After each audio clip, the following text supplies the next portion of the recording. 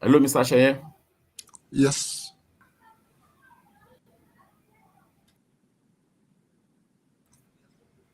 Yes, we are now live. Just let me give you an introduction and you pick it up from there, right? Yeah, sure, that works.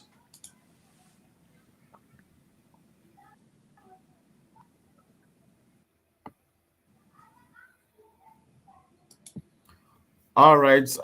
Good day, everyone. You are welcome to another episode of our training, which is a series on capacity building around Microsoft Azure and also on soft skills.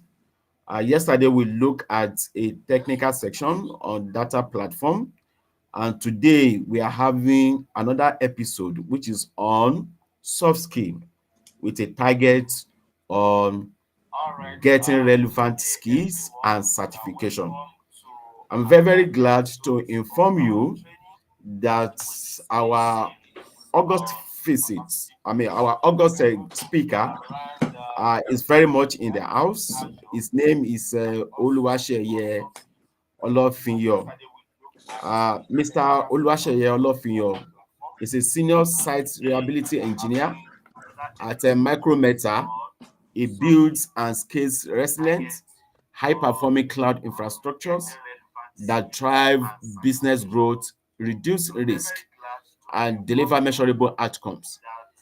With expertise in cloud architecture, site reliability, engineering, and security, Mr. Cheye helps organizations streamline operations, improve reliability, and bolster their security posture. It thrives at the intersection of technology and business, translating complex technical challenges into strategic solutions that deliver. It is my pleasure to invite on board Mr. Oluwaseye Olofinyo for his presentation. Mr. Sheye, it's our pleasure to have you on board. Thank you, Mr. Kukwala. Just to start off, I think there is a bit of an echo from your background that is making it back into the audio. Good day, everyone, wherever you may be joining this stream from. On behalf of the Azure community, I am happy to share this talk on the art of getting relevant skills and certifications. And as you know, our focus will be on Azure as the technical stack. But overall, the learnings from this isn't just limited to Azure as a tool, but extends even way further into whatever career path or cloud tool that you may be looking to use. I will start off by saying that regardless of whatever skills it is that anyone seeks to get within the field of technology, as it were, is a payment made forward towards your future. First, for the opportunities to that would come your way, and two, in making yourself stand out as a professional. And this would be not just a combination of just paper certifications, but also soft skills that I reckon will be useful for everyone, regardless of whatever paths or chart it is they are taking. But again, our focus for this will primarily be on Azure as a tool. So I will start by saying why. Why do we have this need for building up our skills and certifications?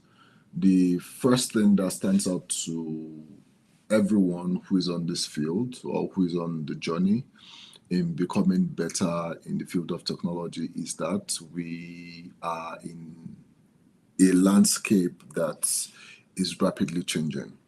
And again, this is evidential in the last couple of years. Pre-AI, post-AI, we had a pre-COVID tech, or let me not call it pre-COVID tech, or around the year 2014, 2015, when cloud computing went mainstream. We had a pre-cloud and a post-cloud environment. Right now, it is the age of AI in just some short years down the line. And in another couple of years, I would estimate maybe 3 to 5 years, we would have a pre-AGI and a post-AGI. And what this means is, unlike many industries which are traditional at their base, tech does not afford the flexibility for anyone to just have a static skill set. You have to keep developing yourself. Two, will be the dominance of Azure within our enterprise workspace. And this is no thanks to Microsoft 365 that has been like the tool of choice across many organizations. So you would find yourself that when you go into any major enterprise, Azure is always at the heart of the tool that they use in driving their own digital transformation. And what does this tell us? It means that Azure would always be a tool stack for any credible engineer or technologist to have within their arsenal or within their arsenal of skill sets whenever they meet potential employers. The last thing is the certification value, which is a lot of people, when you speak to them, say, hey, certifications can only take you far, which again, I completely agree. But one thing that, is not always mostly discussed is the fact that certifications are always a signal to hiring managers, to the folks in the HR department. It's also a signal, even in this day, to ATS tools. So, again, ATS tools are those hiring, vetting software that guys in HR would use to review your resume, to review, whatever resume or cover letter it is you're submitting to see, hey, is this candidate fit for this role, right? So in this case, the quickest way to, beat an ATS resume or even stand out to an average hiring manager is what skill sets do you have? And the only way you're able to build it is through the certifications that you have within your bag, or that you've bagged over the years, right? There's a favorite quote that comes to mind, which is that competence largely is built from confidence, and the only thing that builds your confidence is action. And action in this case is, what have you done over the years? And the only way to be able to prove that is, hey, how many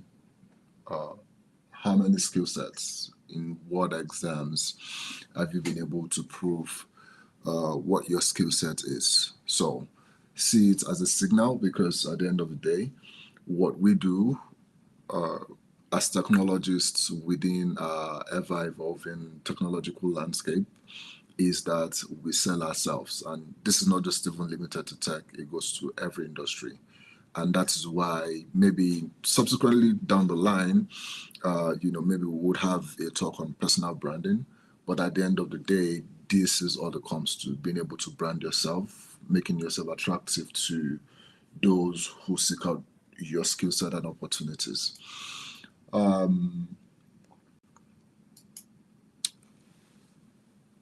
Oftentimes, a lot of people make mistakes when they are chasing their certifications or when they are building their skill sets. And, oftentimes this maybe stems in a bit of confusion on their part, not knowing what to learn. Hey, what will be the next tool set to learn, or, what will be the next skill set to build in a bit to make myself attractive to potential employers, right? And because of the uncertainty around where they want to deepen themselves, they find out that they are collecting or building skills in unnecessary areas where it does not overall benefit the direction or the shape of their career, right? And the biggest mistake that people make here is they are moving, or they are making a lot of momentum happen around their career without essentially moving forward. So, if you gather the relevant tools, you end up not being able to use them anywhere where it is applicable, and your profile comes across as disjointed. And as a result of this, they just stay on the path where they are just learning every new thing, every shiny new object that pops up in tech, right? And the this would be the worst thing that any professional can do to themselves, whether it is in tech or in any other field or in any other profession, which is just learning every random thing that comes your way. So, they say, hey, it is DevOps that is hot now, and you find yourself digging down to maybe learn Terraform or learn how Jenkins pipelines work. And then tomorrow they say it's security, and you find yourself deepening further into understanding how networks work, how to use CM or how to use SWA tools. And you just find that there is no there is no clear direction on your part.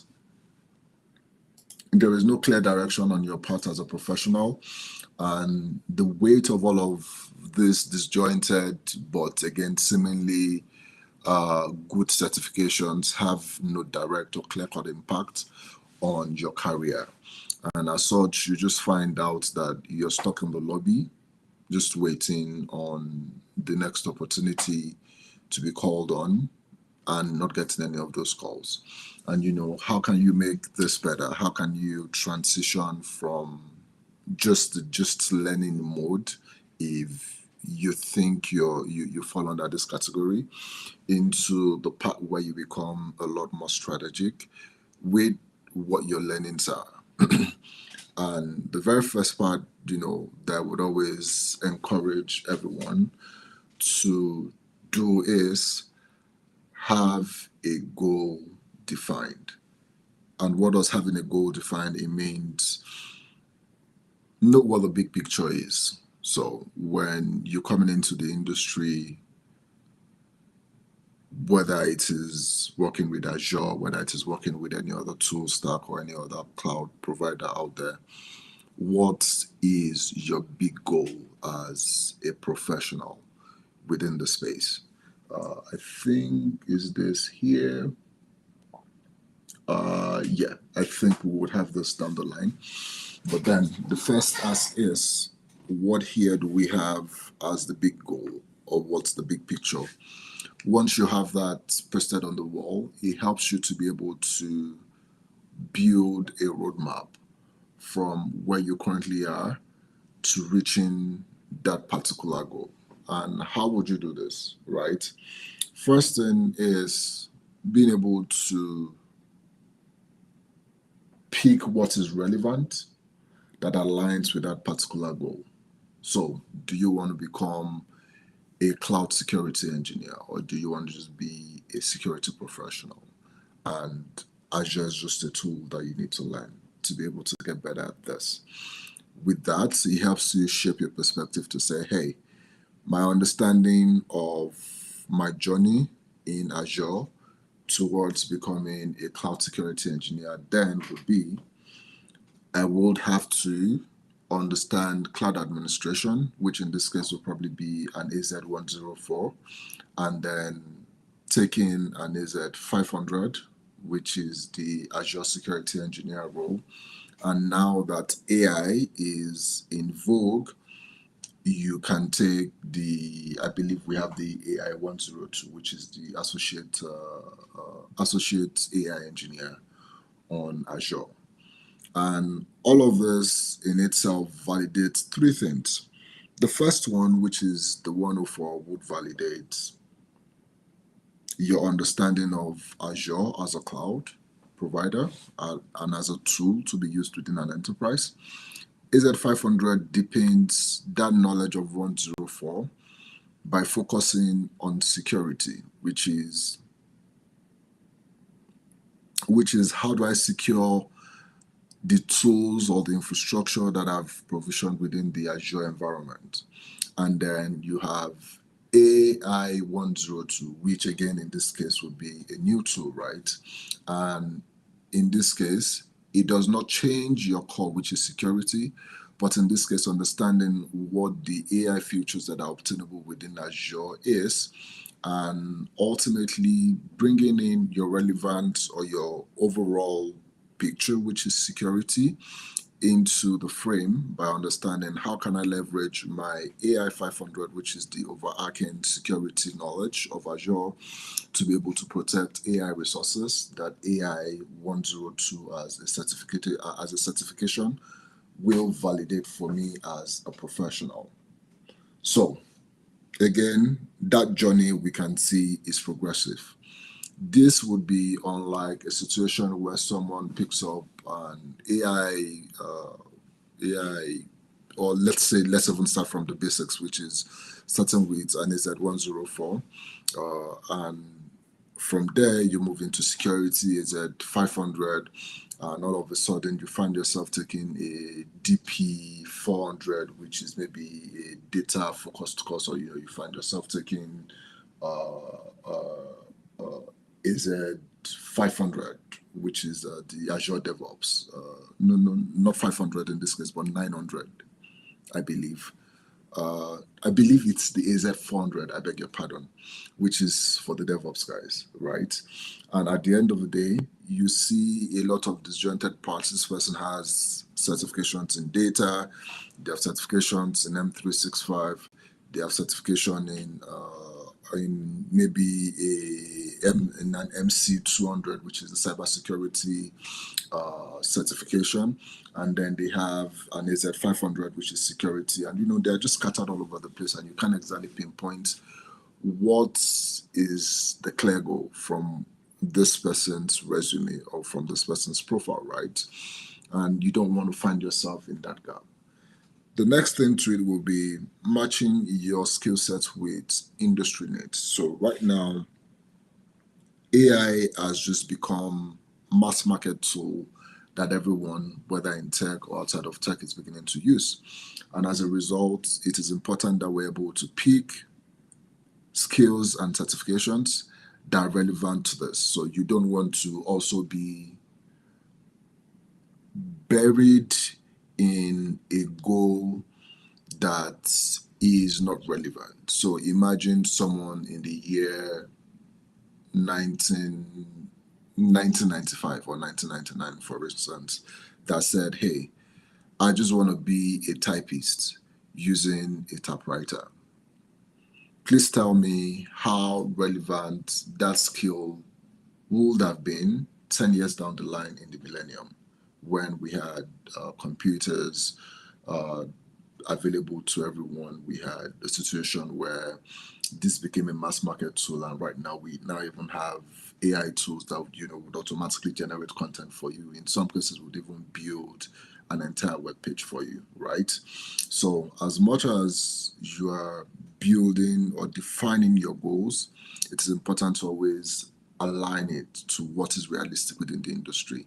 So if you're going to be in tech right now, as a lot of people would say, they would say, hey, it's not a good time to learn how to become a web developer, right?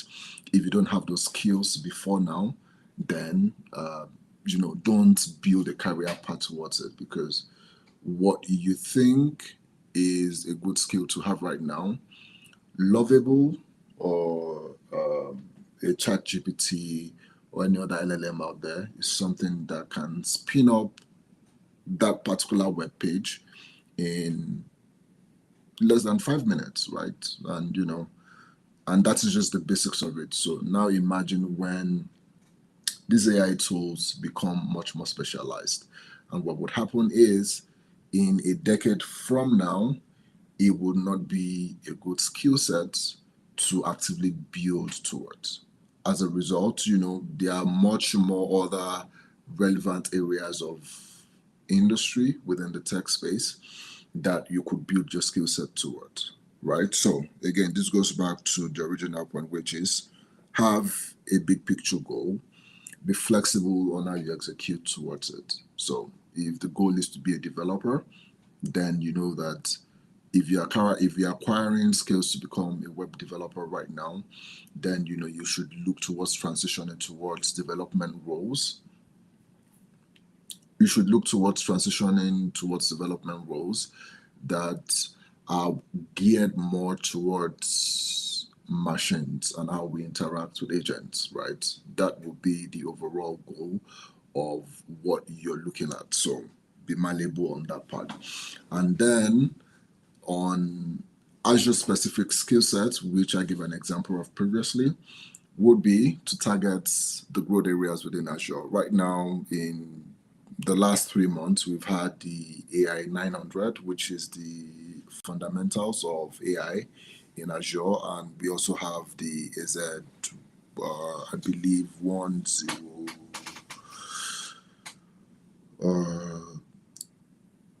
I think is the AI 102, which is the AI Associate certification in Azure. In this case, this would be great certifications to have if you already have a path defined within the Azure space, because standalone, they're not. I wouldn't say they are useful certifications to have. So if you're looking to become an administrator or become a solutions architect, and you've already built a career path in that way up, your addition of either the AI 900 or the AI 102 is just a validation to prove that, hey, beyond what I understand in my core given part of my deep skill set, now I am adding AI, the knowledge of AI, or how to implement or work with AI models within the Azure environment to this. And that in itself is a signal to a potential employer to say, hey, this person has a depth in this. And now that AI is, the big thing that we have out there, they have also understood how we can use AI on our existing skill set. And, that is because at the end of the day, right, in the fundamentals within the tech space will never change, regardless of whatever new technology comes to bear. The fundamentals would always remain the same. So it is important to build from the fundamentals up as against jumping in at the top, because if you jump in at the top and you don't have a good base, you would only just fall, right? And you'll fall back to the level where you're supposed to be. So understands the basics, build up on it, take up additional knowledge from new technologies that are as they evolve to validate your knowledge and application of your base in that new specific area that is just coming up.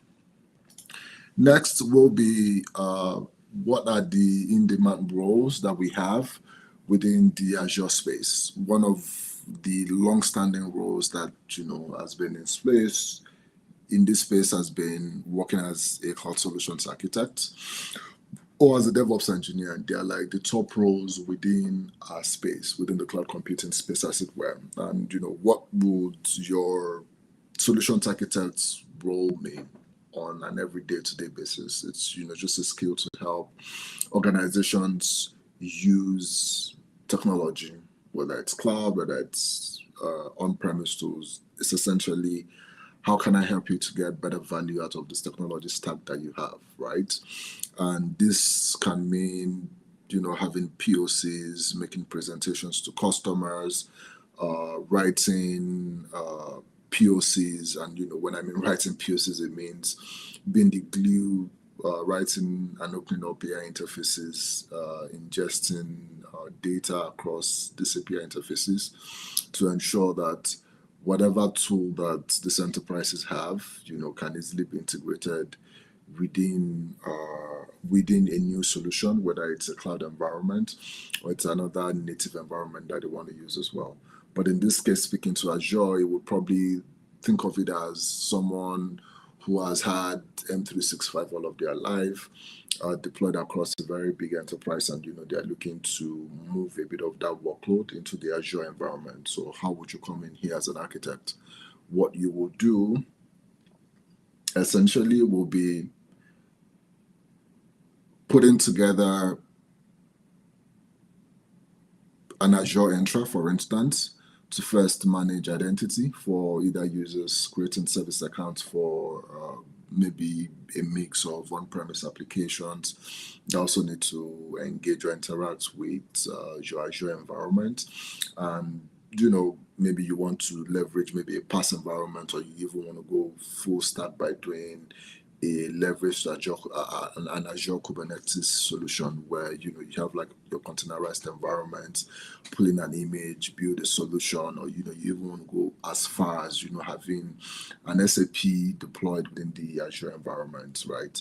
This would be your role as solutions architect. But in the many cases, it will just be that helping or enabling the sales team to get better value for their customers and ensuring that you keep an end-to-end life support for that particular project while it runs in that cloud environment. For DevOps, on the other hand, it is more software delivery, as it were. And, where you want to focus on is, hey, how can I leverage the different Azure solutions to deliver software to our production environment as quickly as possible. So, what this means is you're building pipelines, you're building pipeline, you're running tests within this pipeline, you're working alongside the QA to validate that the release is good enough. You also have maybe in some cases build a bit of some there's a role called DevSecOps, which is you integrating a bit of security into your delivery lifecycle. And what this does essentially is you have tools like maybe Anika to do an automatic scan of whatever code your developers are pushing into your pipeline to ensure that they do not push in code that is insecure.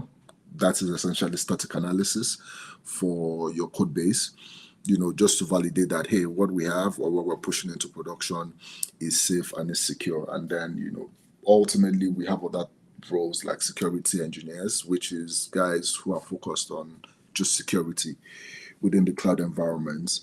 So these guys are, they build from bottom up a pure secure environment where solutions can be deployed. So you want secure interaction between not just users and the environment, but also within the infrastructure environment in itself. Is this secure? Do we have any backdoors left open? How safe is this for our customers to use? How protected are we against attacks from from anyone who is looking to who is just looking for a hole within the solution it is that we've built, right? So this would be your focus as a security engineer. And last but not the least is data engineer and AI engineer roles. I mix these two together because AI, as it were, ingests a lot of data, but at the core and at the basics of this, there are two separate roles in itself. Data engineers are more like the guys who will ingest or have your enterprise data that is stored in a warehouse, how you can easily relate with this, how you can ingest this across multiple pipelines. They have a lot of tools, and it's a specialized role on its own. And we also have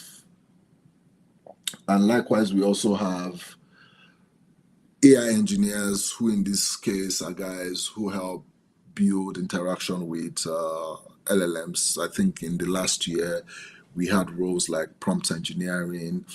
Right now, prompt engineering is no longer a thing because it has now become evident that for anybody to be able to get the best of interaction with AI, it is important that they understand how to prompt the LLM in itself to be able to get good results. So everybody at their base is a prompt engineer. So AI engineering would delve more into more specialized areas, which is having to spin up models within cloud environments, how to ensure that existing tools can leverage AI. So you maybe want to write maybe like an AI wrapper for a service now, or hey, we have a lot of customer insights from our customer service application. How can we pull in this data into the specific LLM within the cloud environment and make sense of this data? Or you want to use a tool like maybe Cognito, for instance, or you want to use a vision learning tool built on AI, just to be able to get to understand better what your documentation is like. So these roles are evolving by the day, but I would say that these 5 roles at base are like the roles that are future proven at the moment to always be in vogue regardless of whatever path it is you choose to take within the Azure space. Next to this will be when you have identified this particular hotbed that you want to either move into or get better at, it is important that you have a roadmap on how to achieve this. And this goes back to our 2 slides back, where we spoke about having a defined goal for what you want to achieve within tech. The next here obviously will be, how are we able to achieve that goal beyond just being able to identify that this is what I want to do. The first is setting up your goals, which we've spoken about in the last slide, but at the moment being able to identify what your current weaknesses are. So what level are you at? I was speaking at an event during the week, and one of the things I mentioned about is, if you're applying to a role and you tick the box, you tick every box on that role. It means if you're applying to a role where you know every single thing that is being mentioned on the job application, then you are simply under applying, which is you're not leveraging your potential. You should always aspire for growth. And aspiring for growth essentially means that if you're applying at the base level, you should only take 60 to 70% of the requirements of that role. And then the other 30%, you have to learn and get better at it on the role. That is what an evidential growth is. So you're building on your strengths, which is the base for the role. And then you have another 30% that you have to learn and get better at on the job. And when I mean, the other 30%, it doesn't mean that maybe you don't have an idea of what is happening on the other 30%. It means you just have a surface knowledge level of those other 30%, and it's on that role that you will get better at it. That is what growth looks like in realistic terms. And as such, when you're building your skills roadmap on how you want to achieve a particular goal or achieve a particular role, the first thing is understanding what your base strengths are. What is the 70% that I am good at? And what is this other 30% that I need to work on my next level? And once you identify this, what you then want to do is building or bridging that particular gap between what you know and what you expected to know, right? And this would mean, getting into educational resources, whether it is whether it is our internal community resources. We have Microsoft Learn. There's a Microsoft Learn, which is like very detailed step for whatever of the skill parts it is you choose to take. The other part to it is, finding people who have already done this, or have gone through the same particular step that you want to achieve, and asking them questions. How did you achieve this? Put me through this. Can you help me understand or make better sense of this particular journey that I want to take? And once you are able to do this, the next that you want to do is find an accountability partner. Have someone who can look you in the face to tell you the truth about your journey as a professional, to let you know, hey, you're not just my sounding board. You're the guy who, if I come to 1 month down the line to say, I want to achieve this particular certification, or I want to build my skill in this particular area, they can tell you the honest truth to say, hey, I expect you to be able to deliver on the achievement of this 1 month down the line. At best, maybe I will cut you some slack and give you an additional 2 weeks, but I need to see that progress. So beyond just setting these goals by yourself, find someone who is able to hold you responsible on that particular growth part and set that milestone at every single point in time. So 3 months down the line, I want to be able to have achieved this. 6 months down the line, I want to be able to have achieved this. In a year from now, this is where I want to be. And, walk through that journey together with your partner. That's essentially is what gets to build your skills over the time. Now, as a summary of everything that I've spoken about across aligning our skills with the industry demand roles and having a roadmap, I just wanted to mention that this is what maybe an average roadmap would be for every professional, which is understanding the basics. What's the fundamental that you're expected to know within your career? Two, grabbing your certifications, which is what are the base certifications that is required. So for instance, in my career path as a cloud solutions architect, what would be the base? What would the base look like? It would mean having an Azure AZ900, which is the Azure fundamentals, moving on to the Azure 104, which is the Azure admin, and then having the Azure Solutions Architect Associate. I, I think maybe it's AWS that has the Solutions Architect Associate. I think there is the 304, maybe 306 in Azure, and then the 305, which you combine together to get the Azure Architect certification here in Microsoft. But, once you get those base, begin to use those base certifications that you have to look for opportunities. So again, this goes back to our 70-30 rule, which is you're good in 70, 30 is what you have to learn on the job.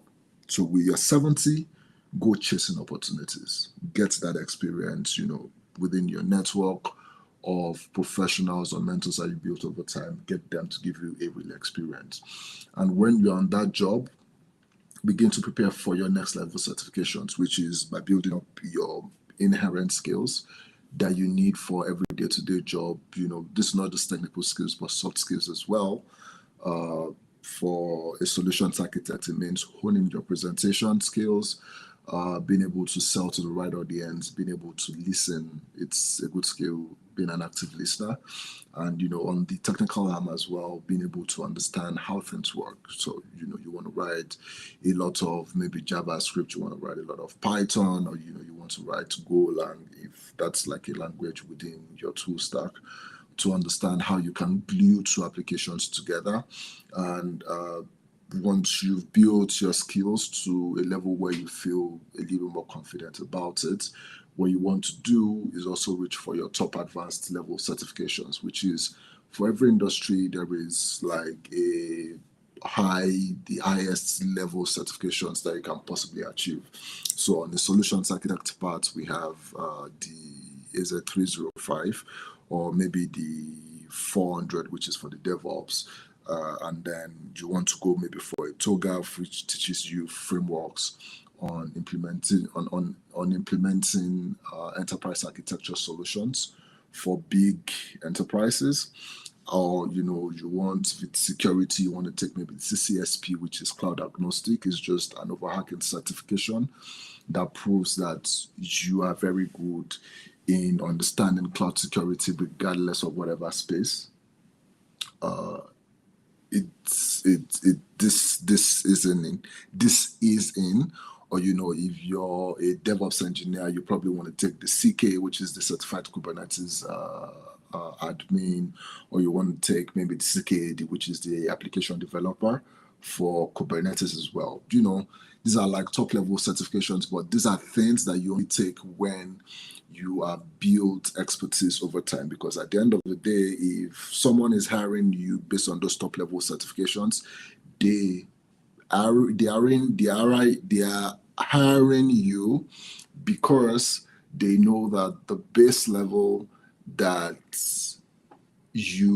that is expected is present. So nobody would hire you as a CKD, and they would not expect that you have a very good understanding of how Kubernetes internals work, what are the components that make up Kubernetes, how do you work with a Kubernetes network in the very first place, things like Cilium, or how do we handle stateful or stateless data management within a Kubernetes environment and the likes. He also tells them that you have a bit of an understanding of what Docker is, or what Linux is. Again, these things, there is like a cascade effect. So if you have a good understanding of the basics, it is easier to prove your worth when you achieve your top line certifications. But overall, this is how these things will look like. Now, again, we've spoken about the certification roadmap, which again is just an overall of just your journey from your fundamentals to an associate level and then to an expert level.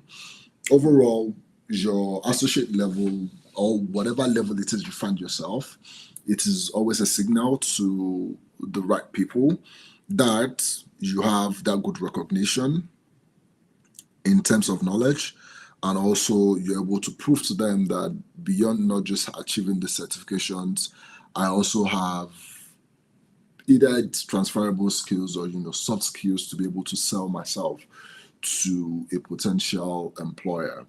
And on the last but not the least thing that we have to do in beefing up our tool or skill sets using certifications will be leveraging the tools that we have around us to be able to learn. Leverage a Microsoft Learn platform, which again I highlighted earlier. As a matter of fact, I tell people around me that of all the three cloud providers, Microsoft Learn is the most comprehensive learning platform for any cloud solutions ever. You can go to any public cloud environment that GCP, AWS, none compares to Microsoft. And this is because they have taken time enough to be able to build that platform to be as comprehensive for everyone or anyone who wants to learn how to use Microsoft or Azure solutions. And as such, let this always be your go-to pointer for whenever it is you need to take or learn anything about Microsoft. The other thing, which again falls within the same organization, is LinkedIn Learning. LinkedIn Learning, to the best of my knowledge, is free for almost everybody. Go there, take these courses, grab those certifications, put them out on your LinkedIn. If you want to go very technical to learn maybe things like the Kubernetes tool, or you want to learn systems design, then you want to use a Cloud Guru, or you want to use tools like Cloud Academy, or you want to use tools like Code Cloud to be able to learn this. And last on the item as well is showcasing the knowledge that you have built or you've earned over the years. So you want to be able to build solutions, but how well can you present the solutions without them not being publicly available in a repository that is accessible? And either you want to use GitLab or you want to use GitHub, just put out solutions that you build together there, because in many technical workspaces, you need a tool like GitHub, you need a tool like GitLab to be able to interact or work with other professionals within the space. So it is something that you have to learn. Last on the item here, which again is just the key takeaway from everything it is that we've discussed on your journey to getting better for on your certification or your soft skill set journey, is first, learn with purpose, which is define what your goal is and be strategic about how you want to achieve it. Two, strategically chase your certifications. Don't go and chase a CKS or a CCSP when you don't even have an AZ500, for instance, or you don't even have an AZ400 or any other cloud certification that falls within that area. Go from bottom up to show that you understand what the underlying fundamentals are and speak about this. It's probably the one thing that I did not have to this slide, which is in all of your learning as well, as part of increasing your visibility, is branding. So you want to be able to write about what you've learned. You want to be able to showcase it on a GitLab, for instance, for people to be able to see. And last but not the least is you want to leverage the effort of the community as well. So connect with people within the Azure community, as we have here. I think we have a very huge group of almost 1,000 professionals. Comments there, when people ask for problems or when people ask for solutions to their problems, provide help to people. Your learnings that you've written, share your blog articles here on this platform. Let people read it. There are people who are maybe at a higher level, which is what you aspire to be, who have opportunities that will come their way. And, it wouldn't be hard if you see an opportunity and, they would quickly or be happy to even recommend you for that role or refer you for that role, because they've seen this in action already. They've seen you showcase your knowledge. And when you do a combination of those three things, you find that you position yourself on a path that takes you from just being a newbie in tech to being a superstar professional that everyone wants to work with and have on their team. At this point, I will be happy to take any questions that we may have. Thank you, and back to Mr. Popola.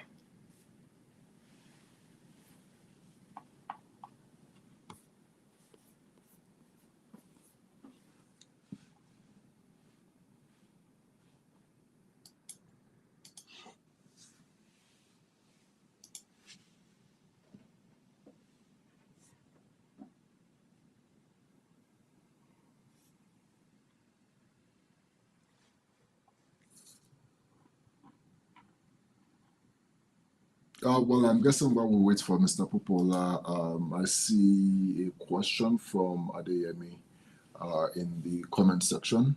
Thank you, Adeyemi. His question is, I would like to ask for a security engineer, will taking the AZ104 be out of scope? No, Adeyemi.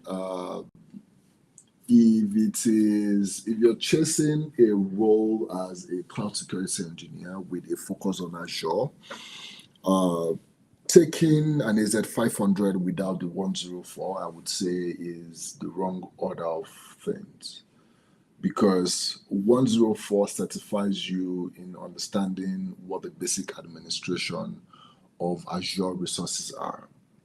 So without your AZ104, you do not have a good understanding of how to manage applications, resources within the Azure environment. So what would you be protecting if you do not have that basic understanding? So no, taking 104 as a matter of fact should be a prerequisite for the AZ500, because that way, if they're telling you how do we protect a VM, You are not scratching your head to say, what's a VM look like? What does a VM look like? Or hey, how do we protect an application that we have running within a platformed environment within Azure? You're not scratching your head to understand how will this work, right? You are coming from a place of confidence because you understand what needs to be protected, and now you understand again the tool sets that can help you gain the right visibility into that tool and how to ensure it is well protected. Thank you. I hope that answers your question, Adeyemi.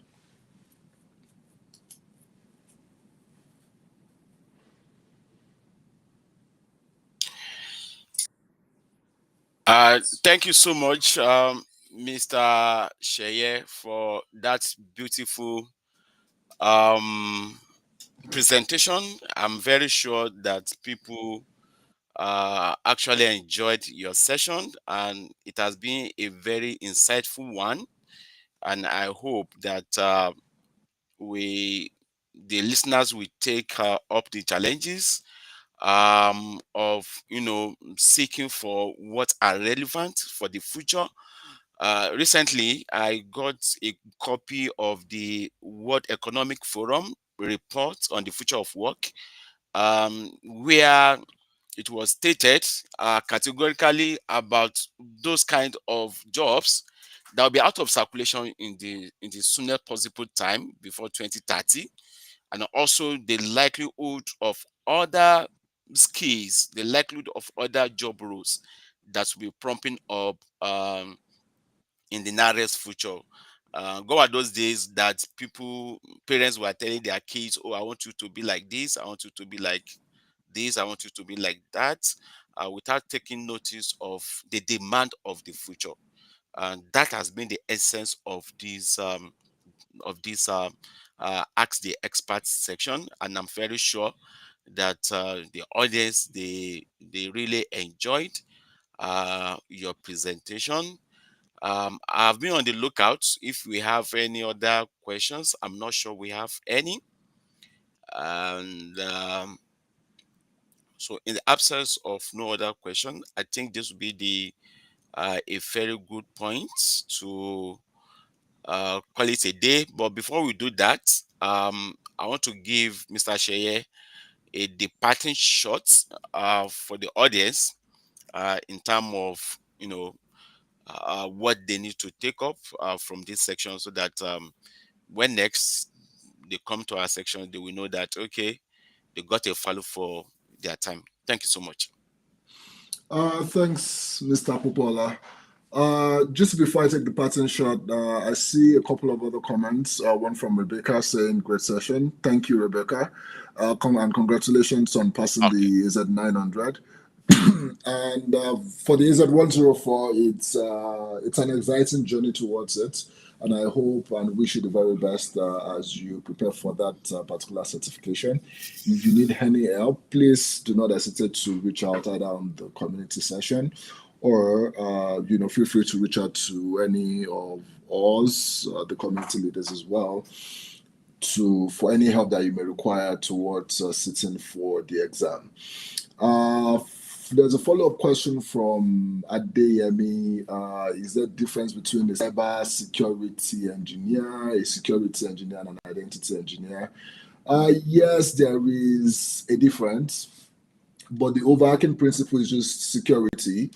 What is just different is what they get to focus on, right? An identity engineer essentially works mostly with identity solutions. So it's just maybe IAM solutions. So in these cases, would be, you would think of your Azure, your M365 Active Directory on premise, your Azure Entra, which again replaced the Azure AD, and other maybe enterprise identity tools. Maybe you want to have.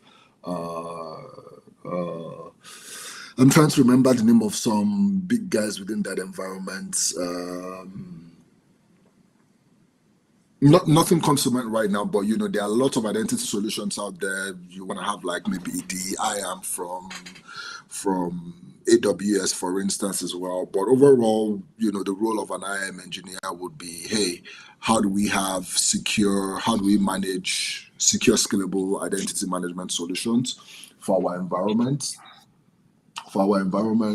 Cybersecurity, on the other hand, is a lot more wide, and it is much wide in the concept of it goes beyond just engineering into compliance and risk administration, and this is very huge. So you have to. That in itself is not being a cybersecurity engineer is again a big step towards another direction, which is, do you want to do IT audit? Do you want to do risk management? Do you want to be the guy who wants to be a pen tester, or do you want to sit on the blue team? Do you want to sit on the red team? It's a wild west out there. So again, as we discussed earlier, have a goal, be flexible on how you achieve it. And final question from Rebecca, which I think we'll be taking, will be what platform can learners practice hands-on labs? To the best of my knowledge, when you provision an Azure environment as a newbie, you get 200 free credits, I believe, and you can use this for understanding the basics of what you're learning using a platform like Microsoft to learn.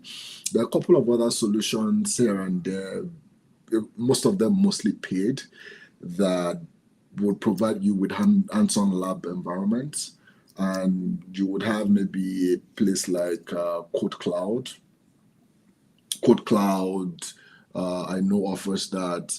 LinkedIn Learning, to a large extent, I think they do as well. There is also Cybrary, which I think offers something similar as well. But just check out any of these things, or just ask on our community platform. You would see folks who are able to help with that. Uh, I think we're out of time at the moment.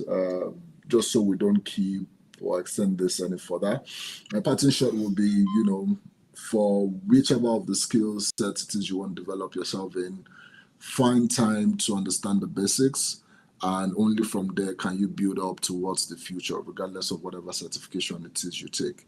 I wish everyone the very best on our journeys as we aim for success, and please leverage the community to achieve this better. You can only go far when you go by yourself, but you can go way further if you leverage the community. Thank you very much. All right. Thank you so much, Mr. Sheye, for this beautiful presentation. Our audience, we also thank you for being there. Please be informed that we have a series of lineup of activities between now and next month. Every week, we'll be having a section by 10 a.m. Nigeria time on West Africa time, which is more of technical section, and by Sunday of every week between now and end of May, we'll be having another soft skill section, the like of what we just listened to, which are issues that are being addressed by experts from the field. So I want to strongly believe that you will surely join us for subsequent editions of our training sections. Please like our page, subscribe to our channels on LinkedIn, on Twitter, on YouTube, on meetup.com, so that you will not miss out from our subsequent editions of training series. Until next time, when we shall be coming on your way, I want to thank you for being part of this section. Thank you and God bless. Bye bye, everybody. Thank you, Mr. Sheye, for being on this call today.